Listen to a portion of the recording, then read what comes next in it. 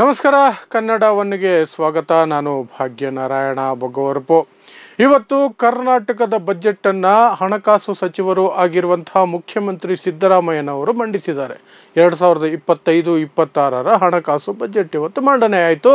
ಮಂಡನೆ ಆಗಿದ್ದೇ ತಡ ಗಿಣಿಪಾಠ ಹೇಳದಂಗೆ BJಪಿಗರು ಎಲ್ಲರೂ ಒಂದೇ ಟೋನಲ್ಲಿ ಮಾತಾಡಿದ್ರು.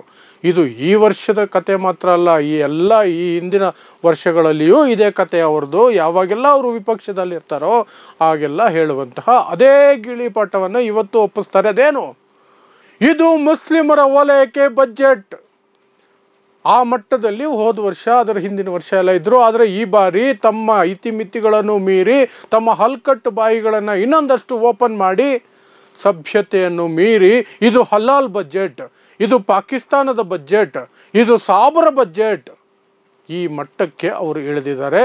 ಅದನ್ನು ಇವತ್ತು ಯಾವುದೇ ಅಂಕಿಅಂಶಗಳನ್ನು ಪ್ರಸ್ತಾಪ ಮಾಡದೆ ಯಾವ ಆಧಾರದ ಮೇಲೆ ನೀವು ಇದನ್ನು ಮುಸ್ಲಿಮರ ಬಜೆಟ್ ಅಂತ ಕರಿತಾ ಇದ್ದೀರಿ, ಮುಸ್ಲಿಮರ ಓಲೈಕೆ ಅಂತ ಕರಿತಾ ಇದ್ದೀವಿ ಅನ್ನೋದಕ್ಕೆ ಯಾವ ಆಧಾರ ಇದೆ, ಯಾವ ಅಂಕಿಅಂಶಗಳು, ಎಷ್ಟು ಕೊಟ್ಟಿದ್ದಾರೆ, ಏನು ಕೊಟ್ಟಿದ್ದಾರೆ, ಎಲ್ಲ ಕೊಟ್ಟಿದ್ದಾರೆ ಅಂದರೆ ಅದಕ್ಕೆ ಉತ್ತರವೂ ಇಲ್ಲ. ಪ್ರಶ್ನೆ ಕೇಳುವ ದಮ್ಮು ಮನಸ್ಸು ಯಾವುದು ಸಹ ಮಾಧ್ಯಮಗಳಲ್ಲೂ ಇಲ್ಲ. ಅವರು ಹೇಳ್ತಾರೆ, ಅದನ್ನೇ ಆ ಹೊಲಸನ್ನು, ಆ ಒಂದು ಗಲೀಜನ್ನು ಹಾಗೇ ತಗೊಂಡೋಗಿ ಟಿ ವಿಗಳಲ್ಲಿ, ಮಾಧ್ಯಮಗಳಲ್ಲಿ ಅದೇ ಮನುವಾದಿ ಮನಸ್ಥಿತಿಯ ಜನ ಕೂತಿರ್ತಾರಲ್ಲ ಅವರು ಪ್ರಸಾರ ಮಾಡ್ತಾರೆ.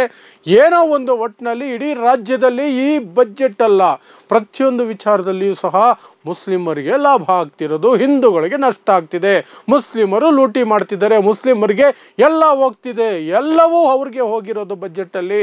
ಬೇರೆಯವ್ರಿಗೆ, ಬೇರೆ ಸಮುದಾಯಕ್ಕೆ, ಹಿಂದೂಗಳಿಗೆ ನಯಾ ಪೈಸಾ ಹೋಗಿಲ್ಲ. ಕೇವಲ ಮತ್ತು ಕೇವಲ ಮುಸ್ಲಿಮರು ಎಲ್ಲ ತಿಂದು ತೇಗ್ಬಿಟ್ಟಿದ್ದಾರೆ. ಬಜೆಟ್ಟೇ ಮುಸ್ಲಿಮರ ಬಜೆಟ್ಟು. ಅಪ್ಪಿ ತಪ್ಪಿ ಅದು ಕನ್ನಡದಲ್ಲಿತ್ತು ಹೊರತು ಅದು ಆ್ಯಕ್ಚುಲಿ ಅರೇಬಿಕ್ ಬಜೆಟ್ ಅನ್ನುವ ಮಟ್ಟಕ್ಕೆ BJಪಿಯವರು ಇವತ್ತು ಕುಣಿದಾಡಿದ್ರು. ಆ ಕುಣಿದಾಟವನ್ನು ಈ ಮಾನಗೆಟ್ಟ ಮಾಧ್ಯಮಗಳು ಕ್ಯಾರಿ ಮಾಡಿದ್ವು. ಅದರಲ್ಲೂ ವಿಶೇಷವಾಗಿ ರಿಪಬ್ಲಿಕ್ TV ಅನ್ನುವಂಥದ್ದು ಇದೆಯಲ್ಲ, ಒಂದು ಗಲೀಜ್ TV, ಅರ್ನಬ್ ಗೋಸ್ವಾಮಿಯ ಗಲೀಜ್ TV, ಅದಂತೂ ಸಾಹೇಬರ ಅನ್ನೋದನ್ನು ಬ್ರ್ಯಾಕೆಟಲ್ಲಿ ಜೊತೆ ಆಟ ಆಡಿ ಏನು ಅವರ ಲ್ಯಾಂಗ್ವೇಜ್ ಟ್ಯಾಲೆಂಟ್ ಎಲ್ಲ ಉಪಯೋಗಿಸಿ ಭಾಷಾ ವ್ಯಾಕರಣವನ್ನೆಲ್ಲ ಏನೇನೋ ಮಾಡಿ ಸಾಬರ ಬಜೆಟ್ ಅಂತವೂ ಕಾಣಿಸ್ಬೇಕು ಅನ್ನೋ ರೀತಿಯಲ್ಲೆಲ್ಲ ಮಾಡಿ ಕಾರ್ಯಕ್ರಮಗಳನ್ನು ಮಾಡಿ ಮಜಾ ತಗೊಂಡ್ರು. ಆ ಮೂಲಕ ವಿಷವನ್ನು ಹಂಚುವ ಮಟ್ಟಕ್ಕೆ ಹಂಚಿದ್ರು. ಹಾಗಾದರೆ ನಿಜವಾಗ್ಲೂ ಸಹ ಈ ಬಜೆಟ್ನಲ್ಲಿ ಮುಸ್ಲಿಮರಿಗೆ ಏನಾದರೂ ಧಕ್ಕಿದೆಯಾ? ನಿಜವಾಗ್ಲೂ ಧಕ್ಕಿದೆಯಾ? ಇವರು ಹೇಳೋದ್ರಲ್ಲಿ ಒಂದು ಚೂರಾದರೂ, ಲವಲೇಶವಾದರೂ ಸತ್ಯ ಇದೆ ಅಂತ ನೋಡೋದಾದರೆ ಖಂಡಿತವಾಗ್ಲೂ ಇಲ್ಲ.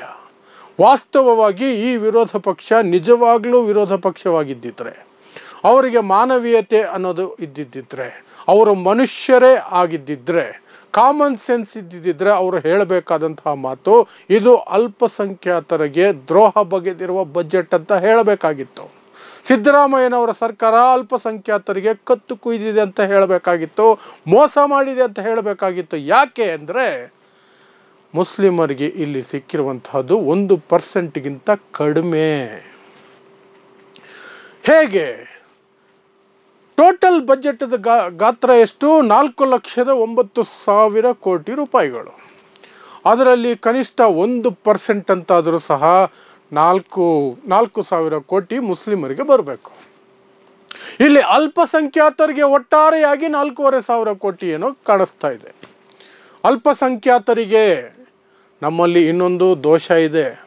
ಪ್ರತಿಯೊಬ್ಬರಿಗೂ ಆ ರೀತಿಯ ವಿಷ ಬಿತ್ತುಬಿಟ್ಟಿದ್ದಾರೆ ಈ ಮಾಧ್ಯಮಗಳು, ವಿರೋಧ ಪಕ್ಷಗಳು, ಸಂಘ ಪರಿವಾರ, ಮನುವಾದಿಗಳು ಎಲ್ಲ ಸೇರಿಕೊಂಡು ಒಂದು ಬೀಜ ಬಿತ್ತಿದ್ದಾರೆ. ಏನು?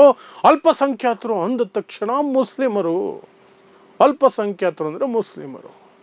4,500 ಕೋಟಿ ಅಂದ ತಕ್ಷಣ ಕೂಡ ಅದರ ಪರ್ಸೆಂಟೇಜ್ ಹೇಳಲ್ಲ. ಮುಸ್ಲಿಮರಿಗೆ 4,500 ಕೋಟಿ ಕೊಟ್ಟುಬಿಟ್ಟಿದ್ದಾರೆ. ಅದು 4,500 ಕೋಟಿ. ಅಲ್ಪಸಂಖ್ಯಾತರಿಗೆ 4,500 ಕೋಟಿನೂ ತಗೊಂಡ್ರು ಅದು 1.1% ಆ ರೀತಿ ಬರುತ್ತೆ. ಅಲ್ಪಸಂಖ್ಯಾತರು ಅಂದರೆ ಯಾರು? ಕೇವಲ ಮುಸ್ಲಿಮರ ಅಲ್ಲ, ಮುಸ್ಲಿಮರು ಅದರಲ್ಲಿ ಬಹುದೊಡ್ಡ ಭಾಗ, ಅದನ್ನು ಒಪ್ಕೋಬೇಕು. ಆದರೆ ಜೈನರು ಬರ್ತಾರೆ, ಸಿಖ್ಖರು ಬರ್ತಾರೆ, ಕ್ರೈಸ್ತರು ಬರ್ತಾರೆ, ಬೌದ್ಧರು ಬರ್ತಾರೆ, ಎಲ್ಲರೂ ಸೇರಿದ್ರೆ ತಾನೇ ಅಲ್ಪಸಂಖ್ಯಾತರಾಗೋದು. ಅವರೆಲ್ಲರಿಗೂ ಒಟ್ಟಾರೆಯಾಗಿ ತಾನೇ ಅಲ್ಪಸಂಖ್ಯಾತರ ಫಂಡ್ ಹೋಗಿರೋದು. ಹಾಗೆ ನೋಡಿದ್ರೆ ಮುಸ್ಲಿಮರಿಗೆ ಅದರಲ್ಲಿ 4,000ಕ್ಕಿಂತ ಕಡಿಮೆ ಬರುತ್ತೆ, 4,000 ಕೋಟಿಗಿಂತ ಕಡಿಮೆ ಅವರಿಗೆ ಸಿಗಬಹುದು. ಅಂದರೆ 1% ಕಡಿಮೆ 0.9% ಬರಬಹುದು ಮುಸ್ಲಿಮರಿಗೆ. ಇದು ಹೇಗೆ ಮುಸ್ಲಿಮರ ಬಜೆಟ್ ಆಗಿಬಿಡುತ್ತೆ, ಸಾವಿರ ಬಜೆಟ್ ಆಗುತ್ತೆ, ಹಲಾಲ್ ಬಜೆಟ್ ಆಗಿಬಿಡುತ್ತೆ.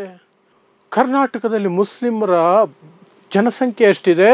ಸುಮಾರು 15% ಇದೆ. 15% ಜನಸಂಖ್ಯೆಗೆ ಕೇವಲ 0.9% ಕೊಟ್ಟರೆ ಅವರ ಅಭಿವೃದ್ಧಿ ಹೇಗೆ ಸಾಧ್ಯ?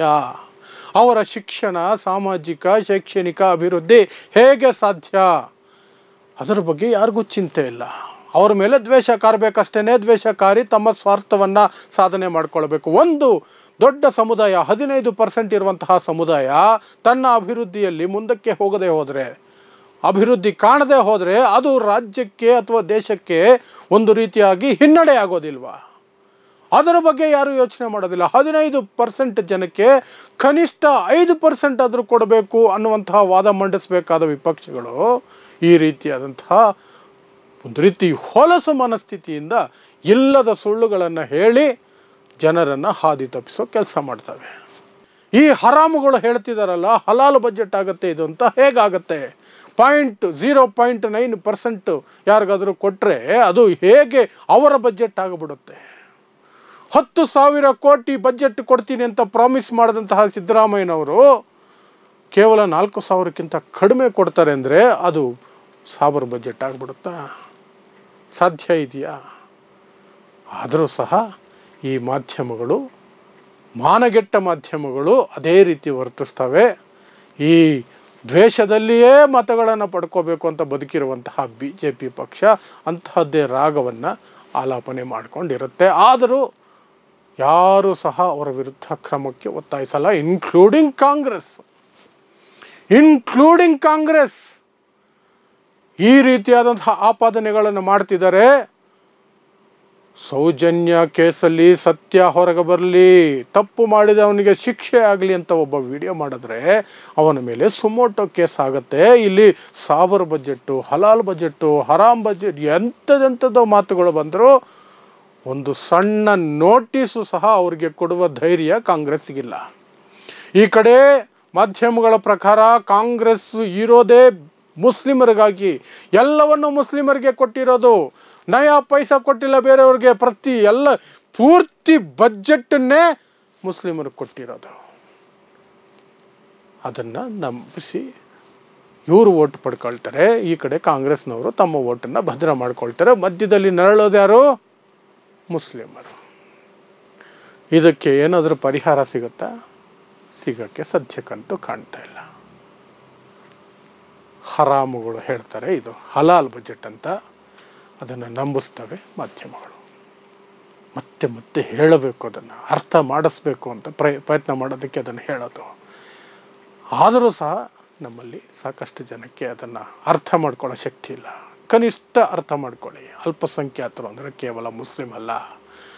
ಈ ಬಜೆಟ್ನಲ್ಲಿ ಮುಸ್ಲಿಮರಿಗೆ ಸಿಕ್ಕೋದು 0.9% ಮಾತ್ರ. ಅಷ್ಟು ಮಾನವೀಯತೆನಾದರೂ ತಾವು ನೋಡ್ಕೊಳ್ಳಿ. ನೋಡ್ತಾ ಇರಿ ಸಮಾಜಕ್ಕಾಗಿ ಕನ್ನಡ 1 ನ್ಯೂಸ್. ನಮಸ್ಕಾರ.